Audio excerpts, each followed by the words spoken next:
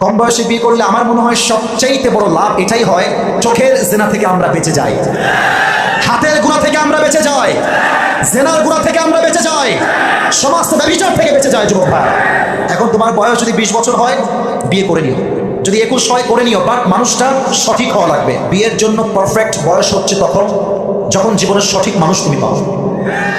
কথা আমার সাথে বলতে হবে, কথা ঠিক আছে কিনা বলো। বিয়ের জন্য পারফেক্ট বয়স যে 20 তা নয়, বিয়ের জন্য পারফেক্ট বয়স যে 21 তা নয়, বিয়ের জন্য পারফেক্ট বয়স যে 22, ইটস নট লাইক দ্যাট। যতক্ষণ পর্যন্ত সঠিক মানুষ না পাবো, ভুলভাল মেয়েকে বিয়ে করলে নিজেও ধ্বংস হবা, পরিবারটাও ধ্বংস হয়ে যাবে। যুবক, বিয়ের জন্য পারফেক্ট এজ হচ্ছে নিজের মনের মতো একজন মানুষ খুঁজে পাওয়া। আর নিজের মনের মতো মানুষ তখনই পাওয়া যায় যখন মেয়েটা সৎ চরিত্রবান মেয়ে হয়। যুবক ভাইয়েরা মাথায় রাখবেন, মেয়েদেরকে বাহ্যিক রূপ দেখে বিয়ে করলে আপনি খুব ঠকে যাবেন, খুব ঠকে যাবেন। এই বিউটি পার্লার আছে না, নাম শোনেন নাই নাকি আপনারা সবাই? এমন ভাবে আটা ময়দা মেখে আসবে, ইয়ার ইয়ে তো আবি কাবি জান্নাত কা হু জান্নাত সে ভাগ কে মেরে সামনে আয়ে। না না, এটা জান্নাতের হু না, সব আটা সুন্দরী ভাইরা আমার। আর মেয়েদেরকে বলবো, সম্মানের সাথে আটা দিয়ে কোনো যুবককে ইমপ্রেস করার ট্রাই করবেন না।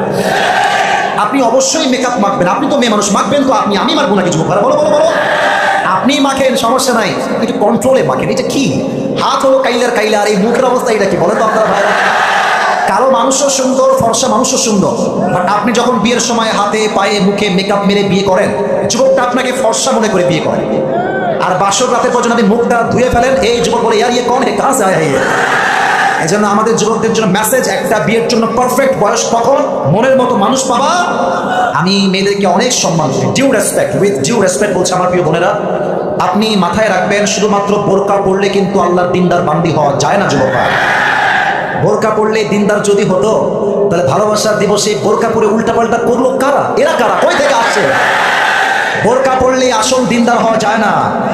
দিনদার হবে সেই মেয়ে যার চরিত্র পবিত্র হবে। যুবক ভাইরা, যার সতীত্ব পবিত্র হবে। যুবক ভাইরা, এই জন্য বোরকা পড়লেই দিনদার হওয়া যায় না।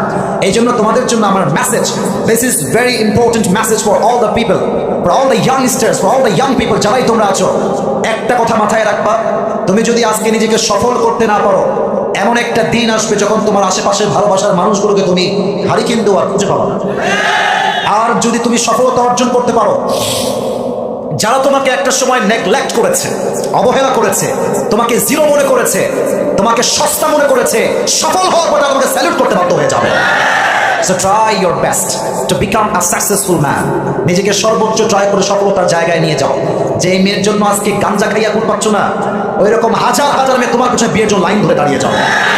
এই জন্য আমার কথা একটা, আমি আবেগের কথা বলতে আসি নাই।